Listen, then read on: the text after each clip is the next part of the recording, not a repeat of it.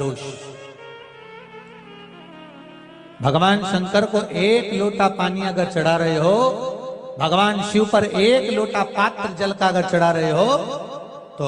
आपका काल सर्प दोष समाप्त। काल सर्प दोष होता कैसे? शंकर भगवान का चढ़ा हुआ जल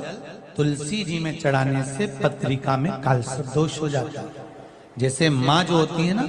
घर की जो माँ होती है, अगर गर्भ में बच्चा है, गर्भ में संतान है, और वो शिव जी पर अगर एक लोटा पानी, जैसे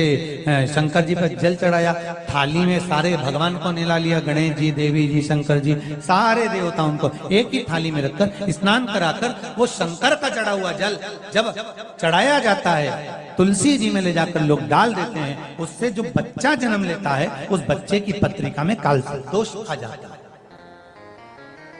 जिस परिवार के व्यक्ति का कांवड़ जल हमने बताया है आपको, जरूरी नहीं है कि डंडा बांधकर 2 कावड़ के जल के लोटे लेकर जाओ, आप अपने हाथ में भी 2 पात्र लेकर जा सकते हैं।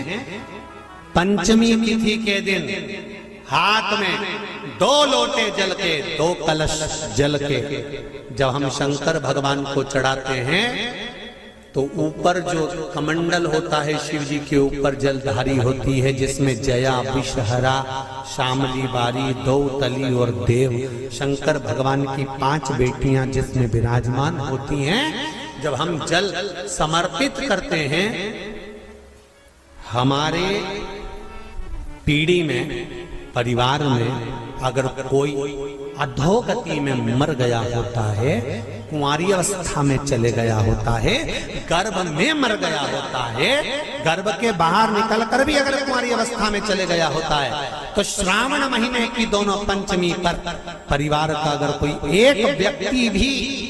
जल चढ़ा देता है शंकर भगवान पर, तो सर्प की योनि में नहीं पड़ता, जीव मुक्त हो जाता, प्रेत योनि में सर्प की योनि से मुक्त हो जाता। पूजन करो। नाग पंचमी का मतलब होता है शंकर जी के मंदिर में जाकर 1 लोटा जल समर्पित कर दो। उसका कारण क्या है कि हमारे परिवार में, हमारे कुटुंब में कोई कुटुंब में, परिवार में कोई 7 पीढ़ी के अंतर्गत भी अगर कोई जीव तड़प रहा होता है, पड़ा हुआ होता है, उसकी मुक्ति नहीं होती है, तो पंचमी का चढ़ा हुआ जल उस जीव को प्राप्त हो जाता है और वो जीव तर जाता है, उसका फिर जन्म नहीं होता। उत्तर शंकर भगवान पर 108